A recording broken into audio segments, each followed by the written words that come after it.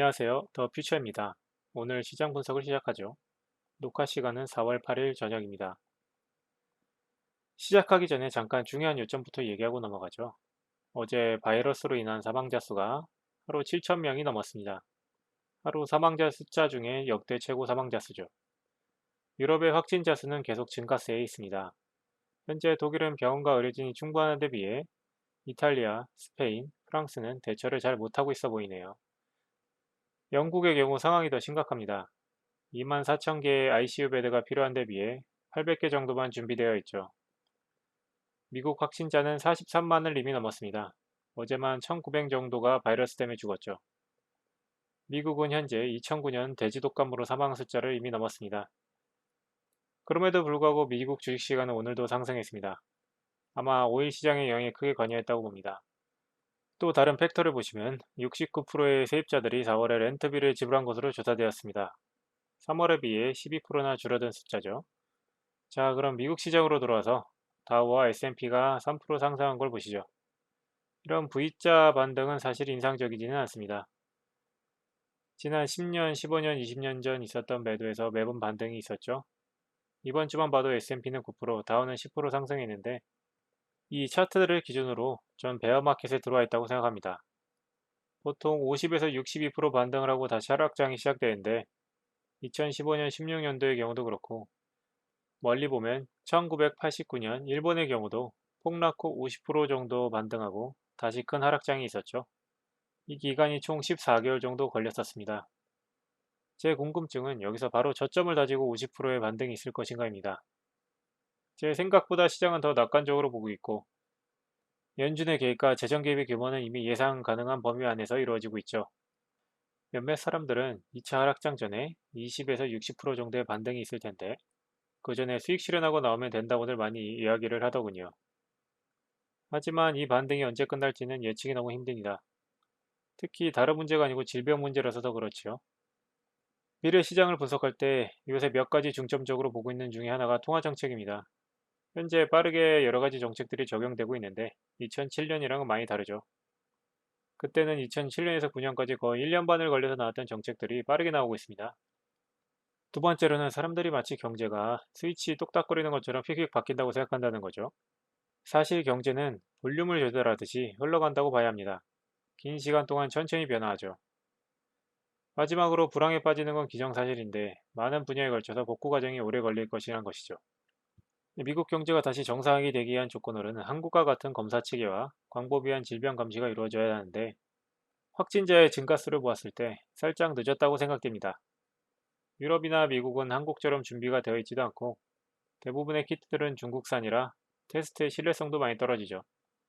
아니면 백신이 나오거나 해야 하는데 백신이 개발되는 것과 백신이 공급되는 건 또 다른 문제입니다. 백신 개발이 어려운 것도 사실이고요. 하지만 백신이 개발되기만 한다면 공포심은 많이 적어질 것이라 생각됩니다. 벌써 150만 명이 넘는 확진자가 나왔고 아직 70억 명의 사람들이 남아있죠. 이 상황이 더 진행되기 전에 이 사태를 막아야 된다고 봅니다. 사회적 거리두기 운동이 큰 도움을 주고 있다고 보고 있고 미국도 이제 거리를 두고 마스크를 쓰고 있어요. 문제는 사회적 거리두기 운동이 경제활동에는 좋지를 않죠. 계속 실천은 해야 되는 부분이긴 합니다만. 우한을 보면 77일간의 셧다운 이후에 경제활동을 다시 시작했죠. 무증상 감염자가 아직 10,000명에서 20,000명 정도 있을 거라 추정된다는 보고서가 많습니다만 지켜봐야 할 부분입니다. 미국도 우한의 전철을 밟지 않으려면 최대한 많은 인원을 짧은 시간 안에 테스트해서 전파율을 낮추는 게 좋겠죠. 다시 마켓으로 돌아오면 많은 사람들이 또 빅스에 관해서 얘기를 하는데 80을 넘었던 수치가 40으로 내려왔다고 공포심이 줄어들었다고 판단하기 이릅니다.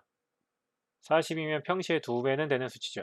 또 양적 완화 때문에 V자 반등도 많이 얘기들 하는데 이 유동성이 금융자산에 어떻게 적용될지 아무도 모르죠. 또 빠른 시일 내에 실물 경제에 다가온 위험을 제거해야 합니다. 돈을 쏟아붓는 건 몸에 안 좋은 걸 알면서도 인스턴트 음식을 먹는 것과 같아요. 주식시장이 반등하는 이유는 많은 뉴스 매체들이 바이러스가 감소세라고 헤드라인을 잡기 때문이죠. 하지만 스페인, 영국, 아시아, 특히 싱가포르에서는 다시 확진자가 늘고 있습니다. 마구잡이로 팔았던 주식들을 주워 담는 사람도 있을 거고 이 반등이 얼마나 지속될지 아무도 모릅니다. 여기서 반대급부를 보자면 정책적으로는 20조 달러, 경기부양책으로 제시된 2조 달러보다 훨씬 큰 숫자가 대기 중입니다. 문제는 이 돈들이 실물 경제에 투입되기가 굉장히 힘들다는 거죠.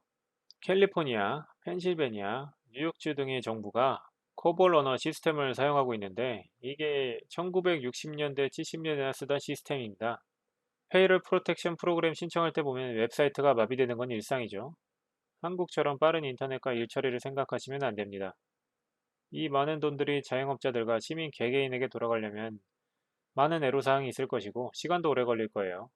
캐나다는 이 과정을 처리할 능력이 없는 걸 깨닫고 긴급 지원 자금을 일단 통장에 넣고 봅니다. 프로세싱도 굉장히 간소화했고 돈 지급도 빠르게 이뤄지고 있어요. 미국이랑 경제 규모가 달라서 미국도 가능할지는 모르겠습니다만 미국에도 적용된다면 좋은 영향을 줄 것이라 봅니다. 대신 이 사태가 반년만 더 이어져도 전 세계적으로 연금 유동성에 문제가 올 것이라 봅니다. 또 시작할 때 집어들었던 것처럼 렌트비를 못 내는 인원이 많아지고 있고 만약 이 영향이 집주인의 모기지에 영향을 끼치는 상황까지 오면 또 다른 공포의 시작이 되겠죠. 그리고 저의 가장 큰 의문은 연준과 미 정부가 어떤 위기든 견뎌낼 수 있는 것인가 라는 점입니다. 만약 그게 가능하다면 주식시장을 걱정할 필요가 없죠. 어떤 일이 생기든 미 정부와 연준이 돈을 풀어서 해결해 줄 테니까요. 그래서 저는 이런 정책들보다는 개개인에게 집중하는 편입니다. 건물주들, 그리고 그 건물에서 사업하는 사람들, 그리고 그 사업체에서 일을 하는 직원들, 이들의 삶이 정상화될 조짐이 보일 때가 바닥이라고 생각해요. 또 사람들은 항상 방법을 찾아왔습니다. 이런 상황에서도 어떻게든 돈을 벌기 위해 움직이는 사람들이 있고, 그런 사람들이 찾아내는 방법들이 이 사태를 좀 더 빠르게 해결하게 도와줄 것이라 생각합니다. 감사합니다.